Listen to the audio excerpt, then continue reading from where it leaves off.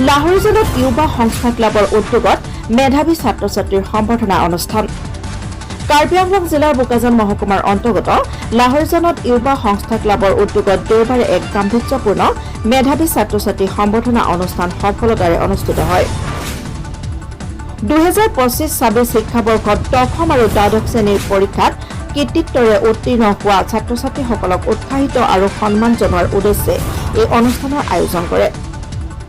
অনুষ্ঠানত মুখ্য অতিথি হিচাপে উপস্থিত থাকে বোকাজান টাউন কমিটিৰ অধ্যক্ষ চাৰদালিবে, লাহৰীজান চৰকাৰী গাঁওবুঢ়া হীৰা চেত্ৰী আৰু বোকাজান টাউন কমিটিৰ ৱাৰ্ড সদস্য সঞ্জয় গিৰি।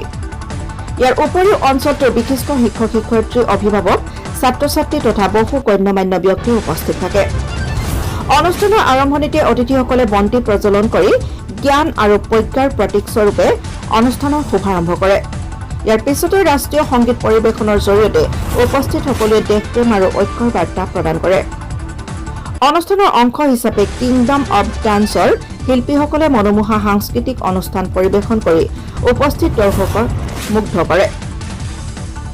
ৰঙীন আৰু সজীৱ সাংস্কৃতিক পৰিৱেশনেৰে অনুষ্ঠানৰ এক বিশেষ মাত্ৰা সংযোজন কৰে।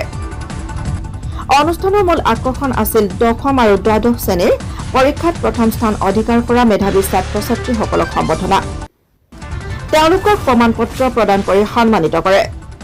অতিথিসকলে ছাত্ৰ ছাত্ৰীসকলৰ অধ্যৱসায়, পৰিশ্ৰম আৰু সফলতাৰ শলাগ লৈ ভৱিষ্যতেও অধিক সাফল্য অৰ্জনৰ বাবে উৎসাহ যোগায়।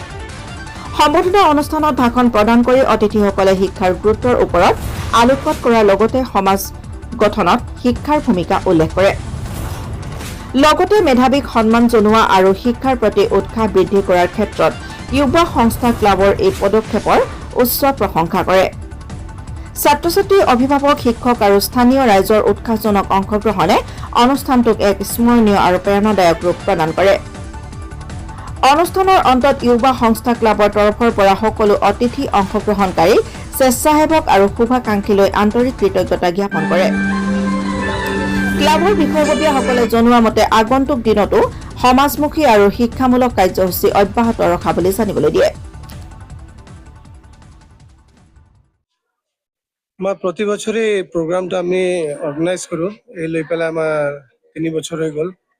আমি ভাবোঁ যে যিখিনি স্তৰত মানে ষ্টুডেণ্টে throughout the year hard work কৰে, সিহঁতৰ হাৰ্ড ৱৰ্কক যদি আমি ৰিকগনাইজ কৰোঁ, সৰু মৰু যদি এটা ফেলিচিটেশ্যন দি পেলাই, ৰিকগনিশ্যন দি পেলাই, এটা মানে ছ'চাইটিত মেছেজ যায় যে সিহঁতে হাৰ্ড ৱৰ্ক কৰিছে, কোনোবা ৰিকগনাইজ কৰিছে। এইটো থিম আৰু ডেডিকেশ্যন লৈ পেলাই ইউবা সংস্থা ক্লাব মোটামুটি লাষ্ট 3 ইয়াৰ্ছৰ পৰা আমি এইটো প্ৰগ্ৰাম অৰ্গেনাইজ কৰি আছোঁ। আৰু বিশেষকৈ এই বছৰো আমাৰ লাহৰীজান অঞ্চলত বহুতখিনি ছাত্ৰ ছাত্ৰীয়ে বহুত ভাল মাৰ্কছ আনিছে। বিশেষকৈ আমি চালোঁ যে ছোৱালীকেইটা বহুত ভাল কৰিছে, সিহঁতৰ পাৰ্চেণ্টেজটোও বহুত বেছি।